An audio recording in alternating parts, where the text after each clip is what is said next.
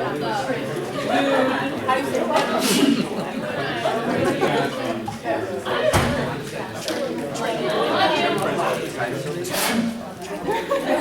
handout. Oh,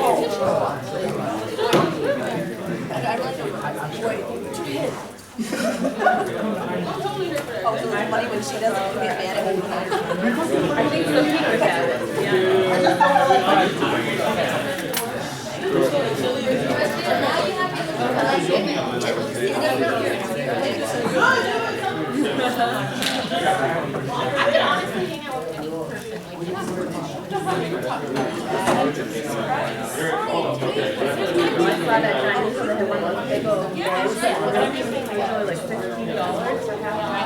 people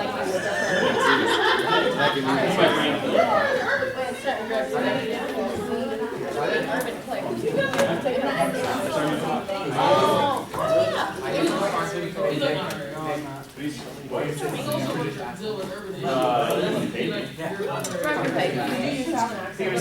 For that for free? Got a golden cup. Yeah, I think it's just like honestly something that's I think the 82 everything right off the 74. President Kwong, Present. Vice President Wilson, Present. Treasurer Singh, Speaker Jenkins here, Senator Clark here, Senator Magnus, Here. Senator Bernard, Here. Senator Martin, Senator Stankovic here, Senator Isapano here, Senator Graylock here, Senator Seed, present, Senator Trent, Here. Senator Taya, Here. Senator Walsh, Senator Shaheen here, Senator Medina here, Senator Najib here, Senator Svengross here, Senator Cardamone, Here. Senator Patel, Yes. Senator Khoja, Senator Pachetti, Senator Downer, Here. Senator Fink, Here. Senator Pedersen, Senator Merkel, Senator Caputi, Here. Director James, Present. Director Nagar, Director Malazowski, Director Stevens, Present. Advisor Johnson. Present. Now, would someone like to entertain a motion to ratify the meeting minutes from October 21st? Senator C. I move to ratify the meeting minutes from October 21st. A second. Second. Okay, the motion on the floor is to ratify the meeting minutes from October 21st. Is there any discussion on the matter? Any objection? Hearing none, the motion passes. Unfortunately, Julian Rogers is not here right now, so would someone like to entertain a motion to table the second item of business until he gets here? Senator Fink. I move to the table segment and business till, Julian Wright. Second. Senator Downer. I second. Any discussion on the matter? Objections? Hearing none, the motion passes. President Kwong, the floor is Good afternoon, everyone. I only have one thing.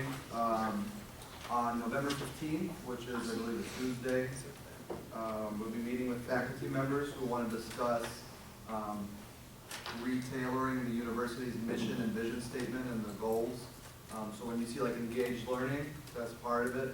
What they do is they want student feedback. So that kind of provides like the foundation of the university and what they want to do and the way that they shape themselves.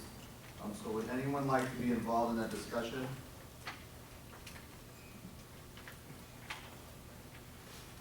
Lunch will also be provided. November 15th. It's a Tuesday during common hour.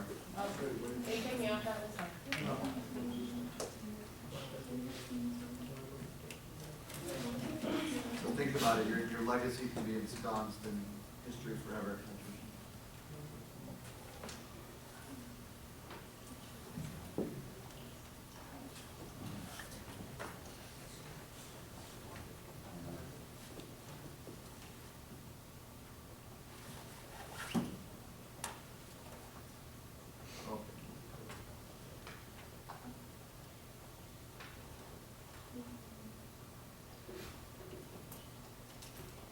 All right, I think I got everyone. questions for the e-board? No? All right, thank you.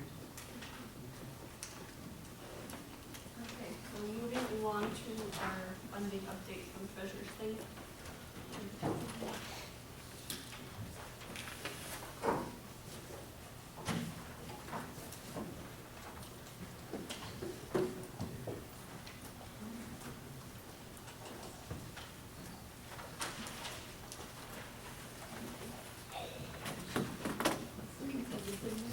Copy of the.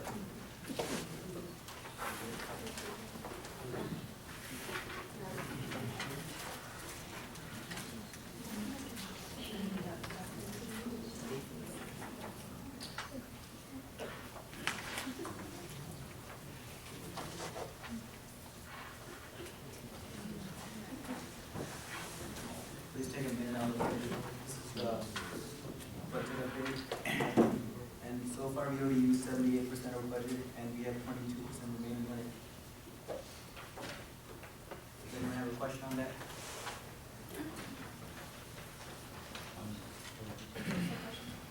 So we move on to the allocation. Senator Patel. Just out of curiosity, for example, like, one of the ones that had showed up here was like the Grad Association of School Psychologists. And the on-campus funding, it's blank. Is there a specific reason why some of the, or I don't exactly know what that means. Wait, which one? Any of the ones in the on-campus column where it's blank? Yeah, or if you look on the right-hand side, is off-campus funding too. They didn't request on. Oh. Thank you. So some are only requested off-campus funding, they're requested on-campus funding. So for the second hearing, we had a $96,000 request, and after the finance committee met, we approved $56,000, $42,000 off-campus, and off-campus $30,000, and we rejected $34,000. And our remaining balance is $90,000. And for the COLAB budget, our budget was $26,550, and we allocated $5,590, and our remaining balance is $20,000. Does anyone have a question on this? No questions? Would someone like to entertain a motion to ratify the funding? Senator Marcus. I move to ratify the funding. Here, second. Senator Walsh. I second that motion. Any discussion on the matter? Objection? Hearing none, the motion passes.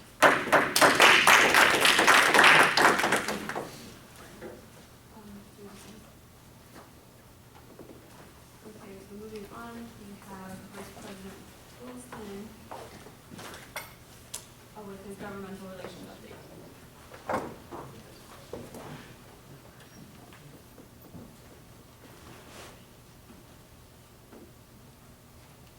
How's everybody doing?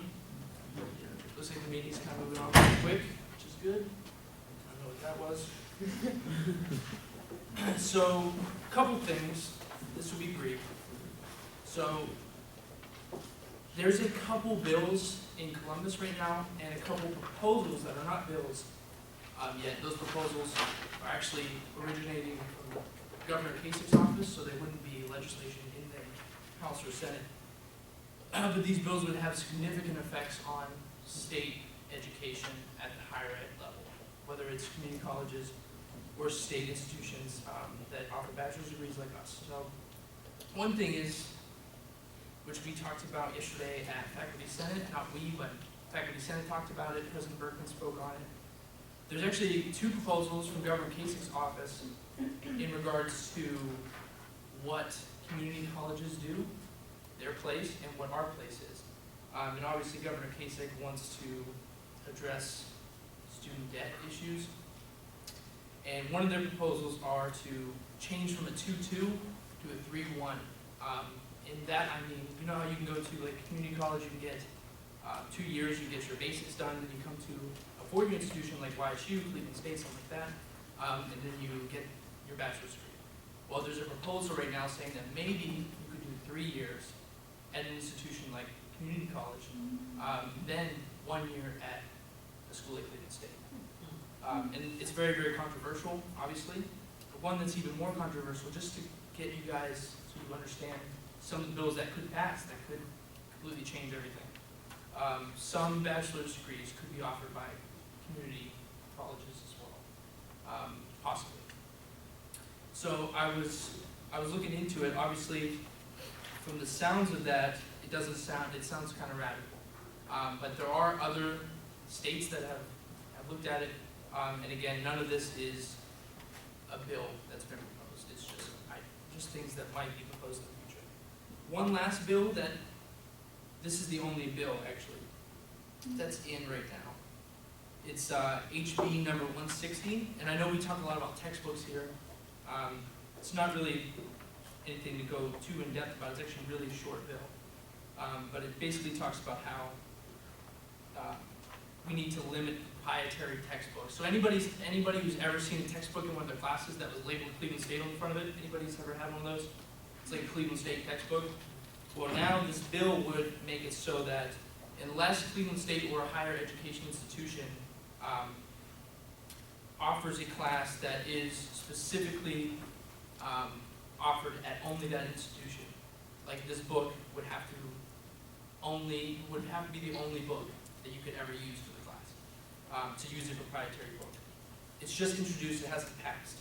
But it could, I think the last part also says that you could offer it in the case in which there are at least 2 suppliers. So you never just have one choice for a book. So it's kind of interesting. Just a couple things that are going on in that realm. Lastly, before I hang it up here and ask if there's any questions about any of that, the Governmental Relations Committee is going to be meeting soon. I was talking to the Governmental Relations Department here at Cleveland State. I keep in kind of constant contact with them. We're going to be doing possibly 2 Columbus trips in the spring and at least one DC trip. And the details and what we're going to be doing, we're going to be hashed out later, but if anybody is interested in going on those trips, obviously come see me. Anybody who wants to know what we're going to be doing on those trips, come see me. Or anybody who has any questions about governmental relations as relates to SGA. The last thing is, we as the E-Board really want to pass some referendums, and we're going to use Government Relations Committee as a way to do so. So we'll have some discussion, regarding these things, but typically student governments in all kinds of schools, Ohio State, they often issue statements on laws such as these. So if a law gets proposed by Governor Kasich, we can propose our own view on the law. We can even write a law and present it. So these are things that we have the power to do, and I think we should use that power, obviously, in a smart way. But we should definitely use any. Questions. I have a question about the textbook proposal. What is their goal? What is their goal initially for that proposal? So I believe, obviously the governor is a Republican, and the House and Senate are both right now controlled by Republicans. So kind of the whole conversation is always based around, I think, free market, stuff like that. I think their idea is that it's not fair to students, and the prices of books might be too high if there's only one option that you have as a student. It's like if you're taking a class and you're only offered one option by your university, they want to limit that to only instances in which the book is the only book you can read on that topic. So if it's like Politics of Cyprus, if there's only one book, and your professor is the one who wrote it, or something like that, then obviously you would offer that textbook. I think that's the idea, to kind of make it so you have options, so you're not tied down to whatever price they want to offer it at.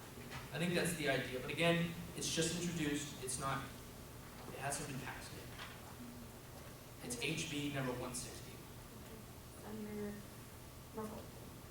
With the 3-1 bill that you mentioned earlier, you talked about how other states have looked at similar bills. Has any state passed a similar bill? Yes, so Arizona actually did. Okay. How did that turn out? Not well. Oh. No. What I heard. It did not turn out well. But, and that actually, I even read a statement from the Ohio Association of Community Colleges, which is basically all the heads of all the community colleges. They have a council, that's what it's called. We have one as well. It's called the IUC, the Inter-University Council. President Berkman is actually the chair of it, just so you know. So all the presidents, like a consortium of them, and they kind of talk about these things and lobby on our behalf as higher education institutions. But anyways, the community colleges here actually have been in talks with our presidents of the four-year schools to kind of hash out these details if it does happen. So some articles that that I have read on, regarding how that we can improve on what they did wrong, with them it was sort of a free-for-all, right? So it was like anybody can have four-year degrees. And so there was no plan. So now it's more like these community colleges will only be offering certain degree areas, like technical areas, mostly probably engineering, stuff like that, but not the same type of engineering that we offer. Just sort of niche areas that maybe like Cleveland State, for instance, doesn't offer. Tri-C might try to offer four-year degrees in that program. So there's been more talks. It doesn't mean that it's necessarily good or bad. It could still be good or bad. We don't know, but I think it will definitely be better than what happened in Arizona for sure. Because at least we know what not to do. Any other questions? Okay, so before we move on to Senator Cruz and Vice President Wilson, I just want to ask Dr. Yarbrough, do you have anything to add or discuss before we meet today? Actually, I have a brief comment, if I may, so thank you for the opportunity. This is not a planned announcement, but it's on the heels of something that happened roughly over noon today. Some of you were there, because I saw some of you. This is what has become the recurring pattern of protests that are happening out in the Student Center Quad. And a number of students, including one or two of you, asked me questions like, who are these people? They don't look like students. If they're not students, are they allowed to be here? Are they allowed to stand on the American flag in this case? What are the exact things that they're allowed to do? So I want to clarify a couple things. In the past 18 months, Cleveland State has changed our policy on open protests, and this is to be in alignment with a ruling from the state of Ohio that from an incident that happened at the University of Cincinnati, where all public institutions were deemed to be public property. And as such, we don't have a right to limit or control free speech and protest. So the entire campus is now been deemed to be free market for public expression, and you don't have to be a student, you don't have to register for protest, etc. A couple of caveats to that. If you anticipate the group being larger than 200, then you must notify the university and the police in advance.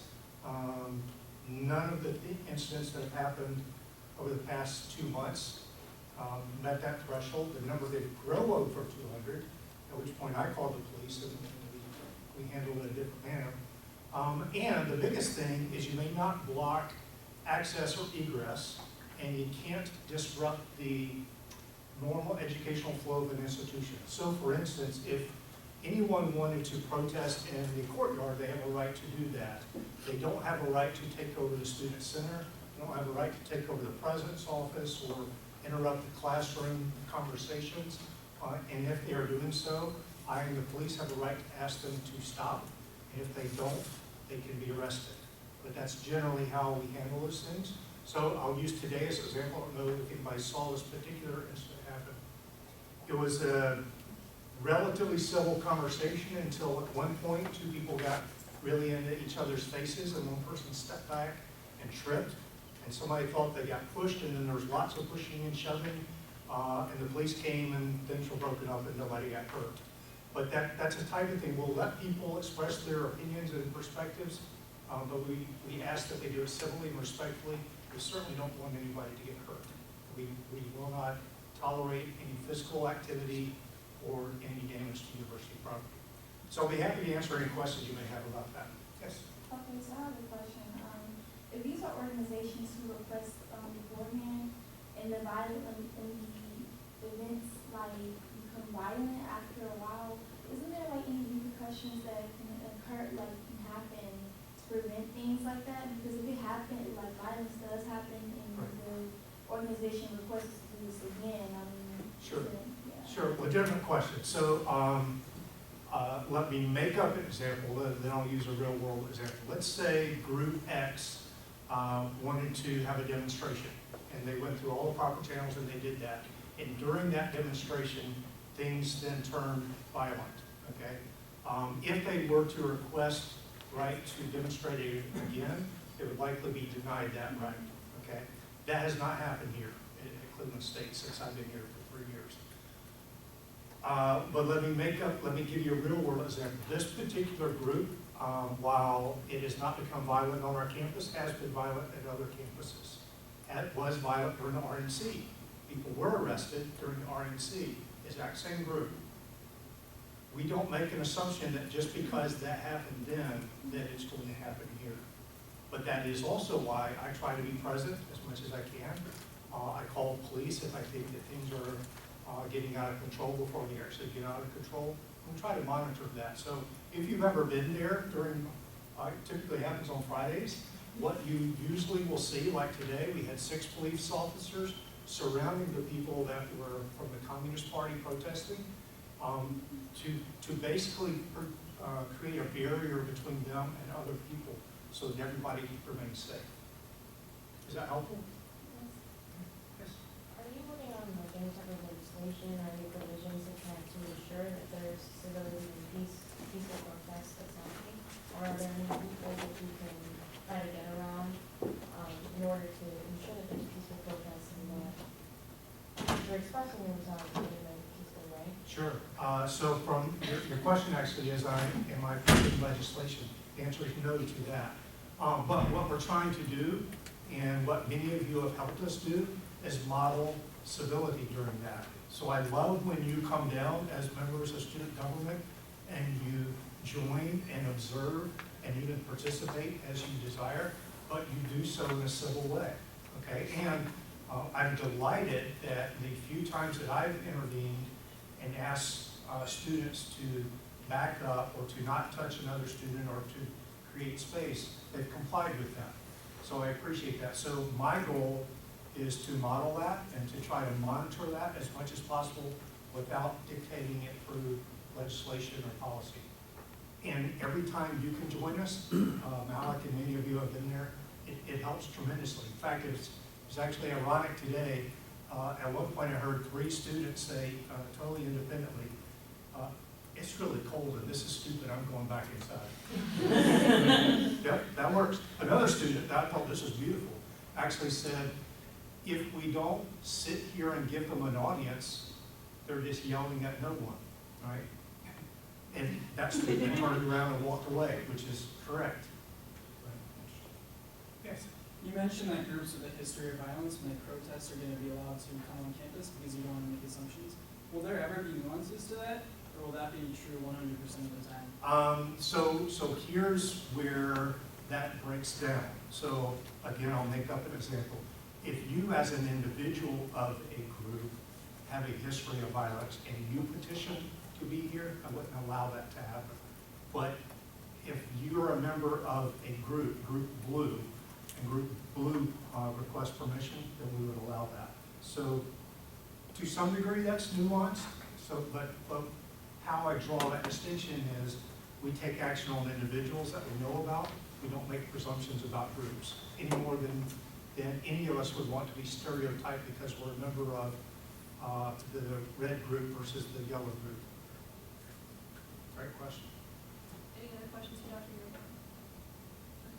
Thank you very much. Lots of fun stuff happening tonight. If you happen to be around for Camp Zeno or JC or Secretary Clinton or any of that fun stuff, stop by. Okay, so we're gonna get back on to our agenda with this under appeal. Okay, so as you guys know, and thank God we have a good policies and procedures and a good speaker, or I wouldn't have known that this is part of my role. We have to do an appeal for somebody who does not or cannot come to the required meetings or something like that. We usually do an appeal, and so this is the first one of the year.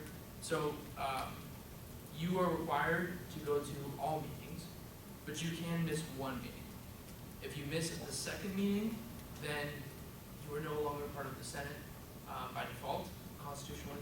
And then you have to appeal to get back in. So, I mean, it sounds more scary than it is. It's not. It can be scary. If you're just missing meetings, obviously this is why this was placed here. The rule is there because we can't arbitrarily pick and choose what is a good excuse for missing a meeting, what's not. So this is where this was established. So Senator how do you pronounce the last name? So I always just call you Johnson. Senator Suk, if you'd like to speak on your appeal here as to maybe why you missed the second meeting. You want me to come up? Yeah, you can come up here if you want.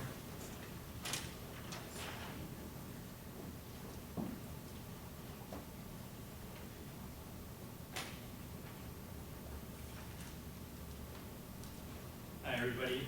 For those of you that don't know me, my name is Jonathan Soak. I am the senator for the College of Science and Health Professions. Like Vice President Wilson said, I missed 2 meetings, and I apologize for that. But I had 2 valid excuses that I believe are valid excuses. On October 7th, I had a job training that I had to go to, and had unfortunately missed Senate because of that. And that was the first incidence of where I missed a Senate meeting. And I have documentation of that, and I brought that along with me. So if you want to pass that along.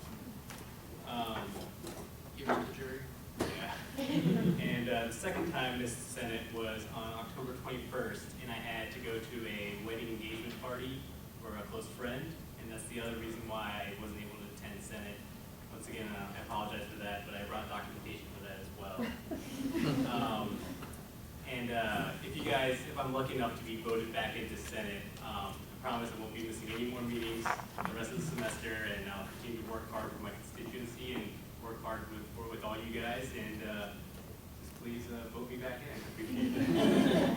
Just to clarify, each time he did miss, he let me know and set the very correct. And on top of that, he almost missed September 30th, which is when I became speaker, but he decided to take time out of his day and come just to see me get one. So that is any questions for him? So, I'm sorry. Can you tell us about your past work in SGA and what you've done as a senator? Yeah, so I was appointed to the Senate last spring. I was appointed halfway through the semester, and took over Julia Switt's position as science senator. And since then, I'm now director Nadette Najjar with her research proposal project. And I'm currently working on a project to get a projector in one of the big classrooms in the main classroom, because I've seen professors carry a projector up 4 flights of stairs so that they could have a projector in the room, and I don't think that's acceptable. So that's what I'm doing right now. And I also sit on the UCC committee, and Senator Downer and I were in that meeting, making sure that our student voice was heard. And those are a couple things that I've done for SGA. Any other questions? I know not all of you have seen this documentation, but would anyone like to propose a motion at this time to ratify him, re-ratify him into the Senate? Senators. I move to re-ratify Senator Silk into the Senate. Senator Taya. I second that motion. The motion on the floor is to re-ratify Senator Silk. Is there any discussion on the matter? Any objections? Hearing none, the motion. Okay.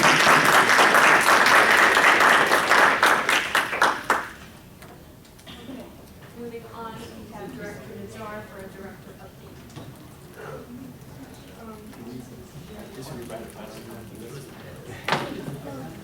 We should call. It's a nice invitation.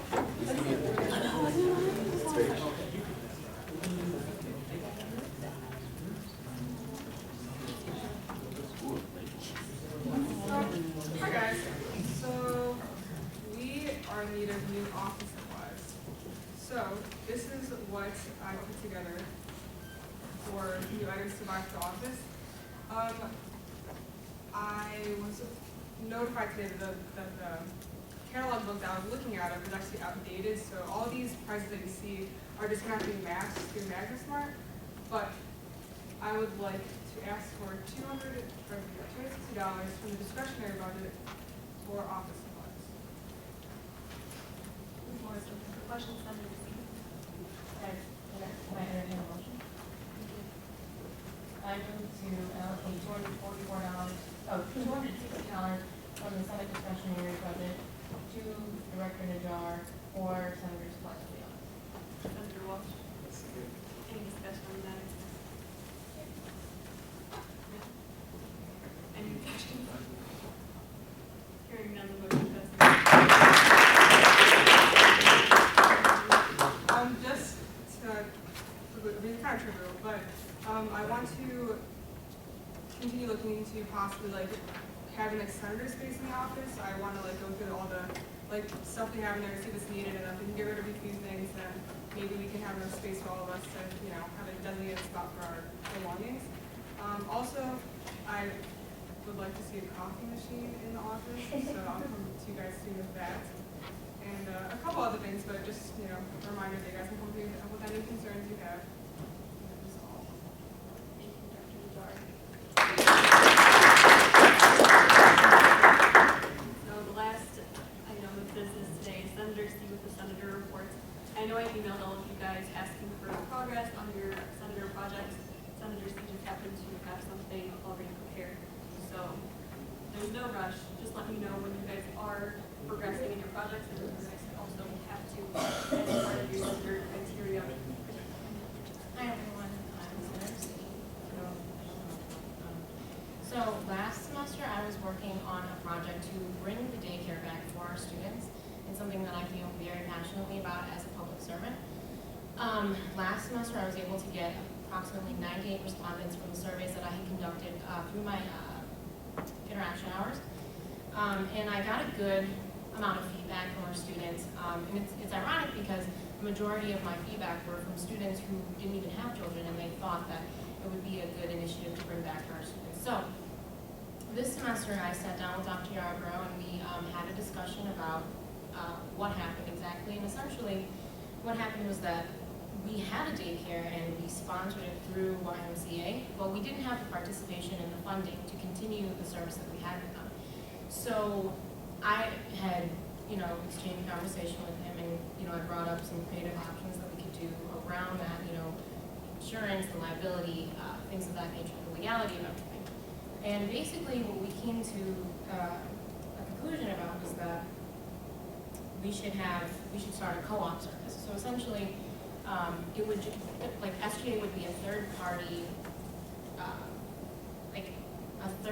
contributor to this. So essentially what would happen would be that we would put parents in contact with each other and create a networking in which we bring people together and say, hey, I have a child that's so-and-so age, I'm free this time, are you available this time to watch my child? So essentially it'll be off campus, but it's gonna bring parents together to say hey, let's exchange services. And if this co-op is successful, then we can move forward towards possibly bringing back the daycare on campus.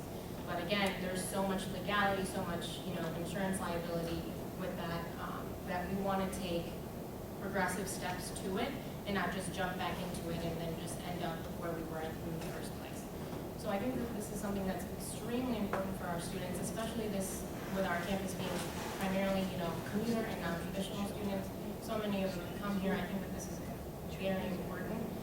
So I'm working diligently towards getting this back for us. So I would like your support and any feedback that you guys might have. I'm open to listening to any ideas that you have because I think this is so important. Senator Cardin? I was asked a quick question. Since we don't have anything that tells us how many students do have children, I think a good thing to do would be collect some data to show how many that you can find. That's easier said than done. But to try and find out how many, in a sense, are here and how many would be interested in using using those services as well, so that, like you just said, so you don't jump into something that no one's going to use. Absolutely.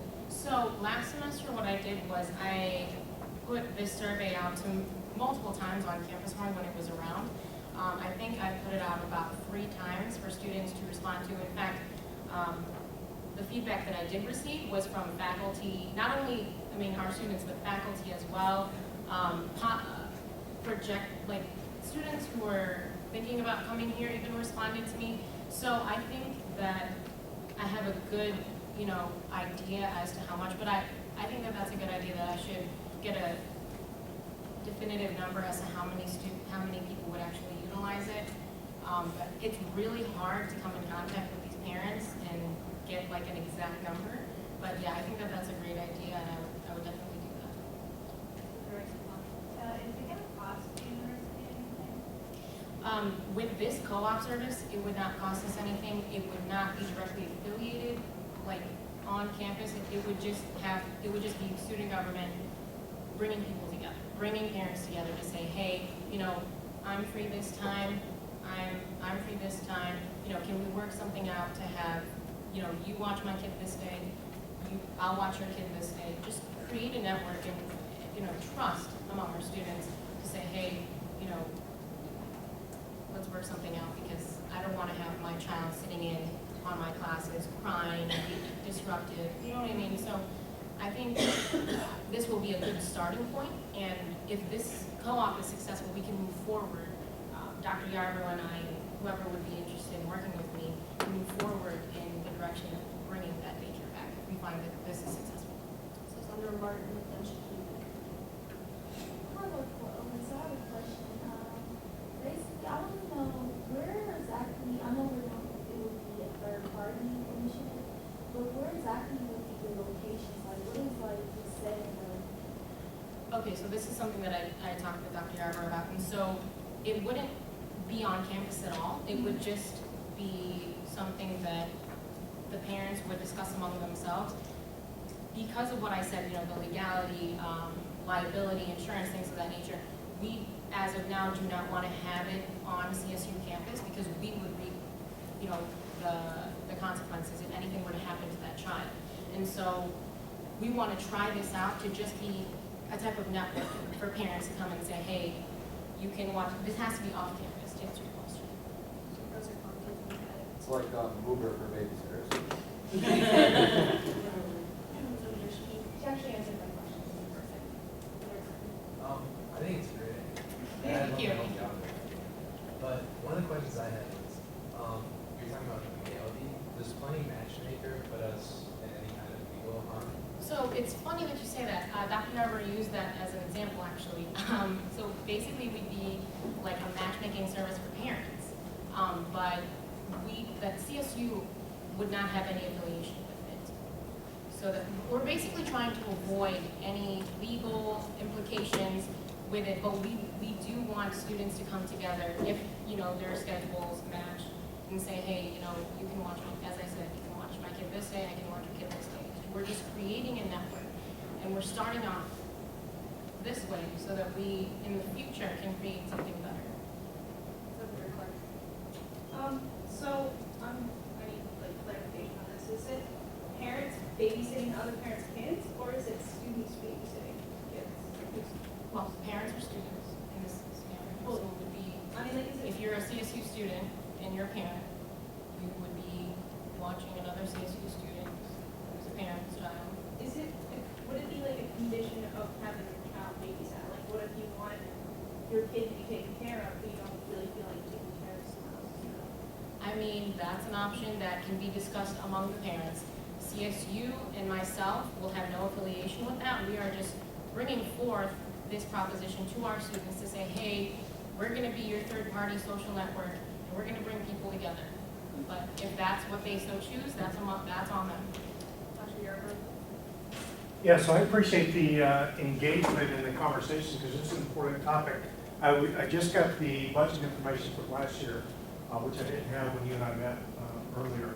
So the last school year that we operated the child care center cost us $583,000 to service 22 families.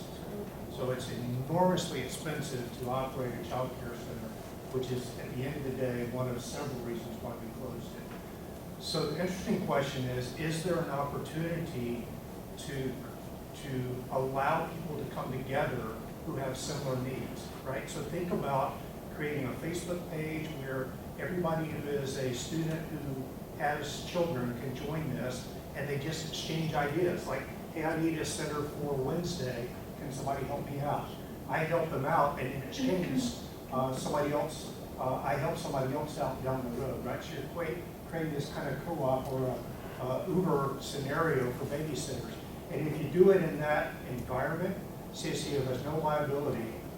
In the old days, when I was in student government, we created ride-share boards, right? So I went to school in South Carolina, I lived in Atlanta, and I would say, hey, I'm going to Atlanta for Thanksgiving, you might need a ride.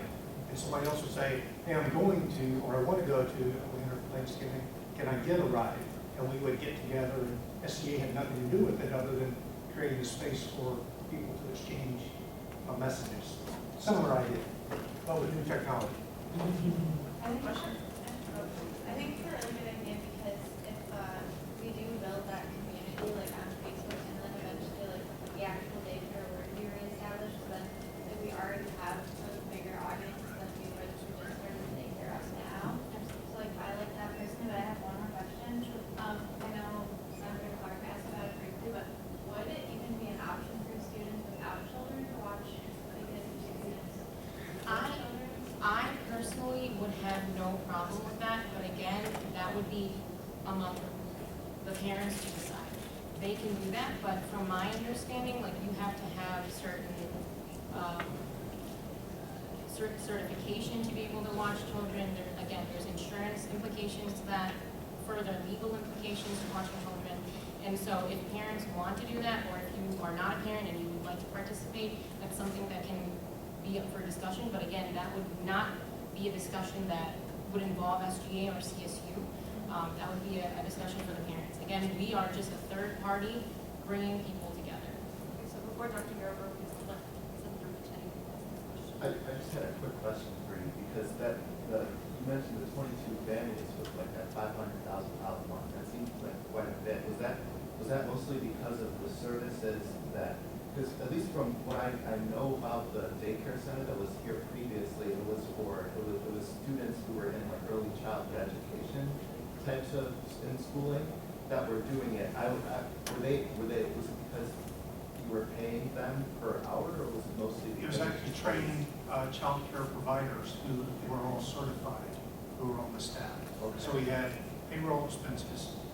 The biggest expense was space rental and liability insurance and certification documents we had to provide every year for safe food, keeping things like that. So it's mostly regulation stuff.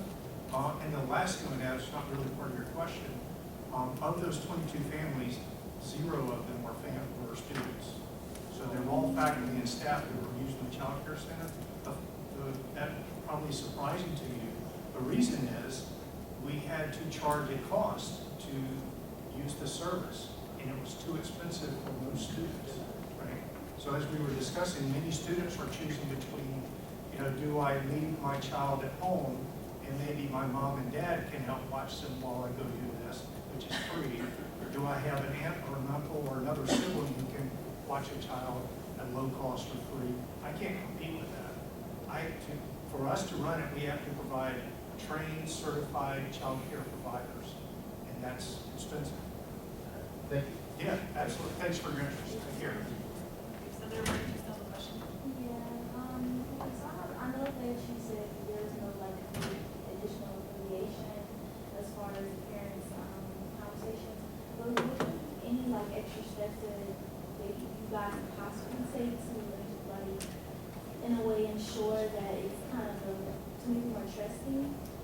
So I talked with Dr. Yarbrough about that same thing because, I was like, it's kind of weird, having people who barely know each other willing to, watch your child. So, I mean, that's again, it's going to be a conversation that they have, but Dr. Yarbrough and I both agreed, like, I would hope that they would do a background check on that other parent, they learn a little bit about their lives, maybe like look them up on Facebook or what have you. But again, that's on them. I would hope and I would suggest that, but that's out of our hands and we don't have any legal hand in that. But just to give you guys a little like heads up for the future, what I hope to see the daycare do is that I hope that it can be incorporated into our tuition possibly. That's just some, you know, an idea that I'm throwing out there. I don't know for sure if you're able to do that. I would like to see a provision that would allow, you know, our early childhood education or our social work department or our nursing department come in and use that as an internship possibly.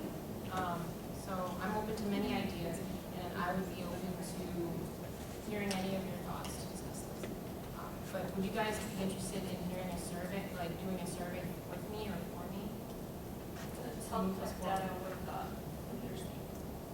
By your grades,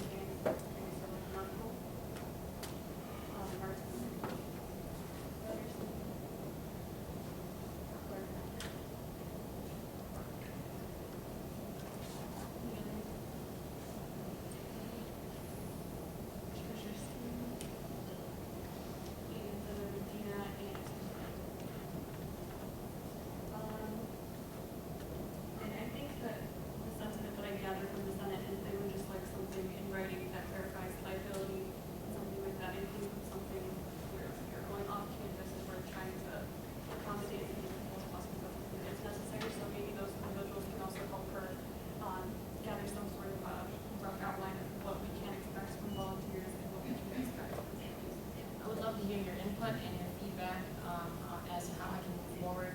I just would like your support in my project, and I would love to hear your thoughts. I just had a question, you know, usually when we're doing these various senator projects, it's because we find that there's a need on campus. What did you find was the perceived need if no students were utilizing the daycare? Well, a few students came up to me and said, you know, why don't we have daycare here? And I didn't know, honestly, so that kind of sparked my interest and led me to do more research as to why that is. I feel that when I walk into a classroom and there's a student who is trying to take care of their young child and they're crying and they're screaming or what have you, that takes away from engaged learning that our students are trying to have, you know, and I feel like although it wasn't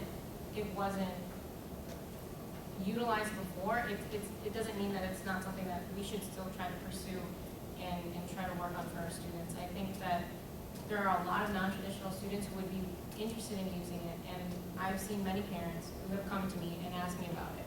So that's what's made me pursue it. Do you find that there are a lot of students that bring children to the classroom? I mean, I don't attend your classes, so I don't know. I find a lot of students who, I mean, in my classes, that come and they bring their children, and you know, it's fun to play with them and stuff like that, and they're great, I love kids, don't get me wrong, but this is not a daycare, this is a university, and I just want to do something for our students to help them in any way that I can. So Yeah, no, I think that's a this good, is a I need. didn't understand that students were bringing their children to class. Right, I feel that this is a very big need for our students, and even if it's low participation, I think it's something that we should look into and we still should pursue. Yeah, I think that's a great idea, though my only concern, of course, is liability. Again, and this is why I'm starting this initiative, and then if it works out, we can move forward with legality. Yeah. And I'm willing to go, you know, every step of the way. John Christie said this earlier as well, we're a non-traditional school, we have non-traditional students, and the more we open our hearts to these options, I think the more we can better CSU. I got you. And then also, I'll just let President Fong. The Advisor Johnson's point, I think it'd just be helpful to have data behind this. You're presenting any kind of need or any proposal, it's good to have data, so I would challenge you to go to the Office of Institutional Equity, and have data around these kind of figures, at least rough data, so that moving forward with the proposal, you can create concrete action items by saying, there are this many number of people with kids on campus, and you can make, you know, a smoother path moving forward. Yeah, absolutely. This is just an initiative. This is not, I mean, I have the 98 surveys that I am basing it off of, but I can easily get those concrete numbers. Dr. Stevens. I would think it would be a good idea for those people that have children in a classroom, so maybe we can make a survey and give it just to them, because they are like our direct contacts, you know, anybody that has, I don't have any in any of my classes, but if we can get a survey together just for them, I think that'd be good. Absolutely, and I would love your input, anyone's input on that, if, on what we would include in that survey as well. So we've been in discussion for a really long time, so I'm just gonna close the floor for now. And, thank you all for all your questions. I think, I'm not really hoping that Senator reports are going to go this long for everyone. I kind of just use Senator C as a willing guinea pig, so everyone else can see that this is something that you should consider. You're going to get a lot of questions, make sure that this is something that your constituency is in need of. I hope you come back to our Senate meeting with more data. I think everyone would really appreciate that, because obviously they're very interested. So in the future, just remember that have discussions. They don't necessarily need to be in a Senate meeting. They can be in the office. And I know a lot of you talk to me about your senator projects, but obviously you have very experienced members also sitting in this. So thank you for being a great example.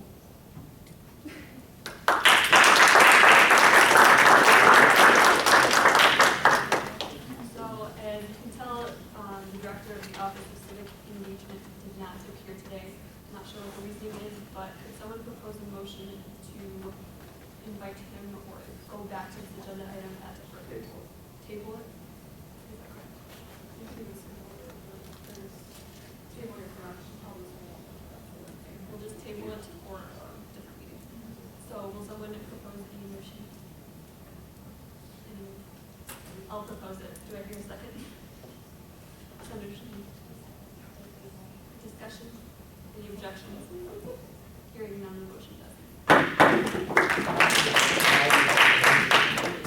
So I've been writing notes down just as everyone's talking, and I hope you can all bear with me for a few more minutes. Office hours, if you haven't submitted them, please do so in like the next hour, because I will be starting to look at those and approve those.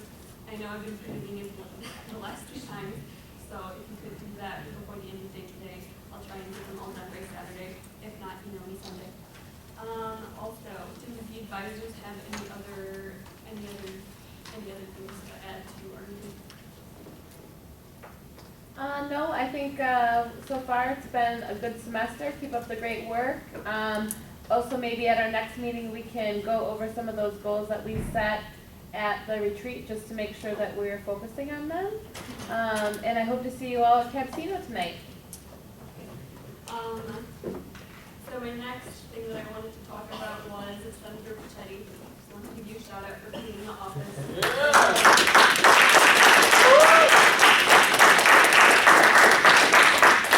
was a brave task that you started, and I know you were there in the office for a really long time, and I know Director Mujar especially appreciated it as well. And whoever used the popcorn machine last still needs to clean it. It was supposed to be done last week when I brought it up. So if anyone wants to bond, they can help clean the popcorn machine with treasures. So obviously there are a couple things going on this weekend. There's a JV concert. If you guys have tickets, share them if you're not going. Also, there's Capsino. Let's go out and support them. It was a great time last year, so let's support Cab as well. Other than that, that's the thing. Keep the office clean. Director Mujar, did you? Oh, okay. We have a fundraiser this Sunday. It is for orphans and women's education in Africa. It starts at 6 o'clock. It's free for CSU students, so you guys basically, if you guys just want to come and support, you guys get like free dinner basically. It's gonna be an Indian cuisine and Arabic cuisine. It's like pretty nice for us. I mean, technically we paid $50, so not really free, but that's for our MSA organization. So if you want to come support us Sunday at 6 o'clock, Student Center Ballroom. Is there going to be shawarma? Yes. No. No? There'll be other good stuff. Senator Clark. Is it okay if I come in like an hour after so Okay. Any other? Senator Martin. It'll probably end at 11. See, there's going to be 2 speakers, and then there's going to be 2 comedians. So, And the proceeds go to African orphans and African women's education. So last year, we had this, we raised almost $100,000 for Syrian orphans, so we were hoping this would be successful last, so. Come up here. Okay, so everyone's getting restless. I'm going to move to adjourn this meeting at 4:29 p.m. Goodbye.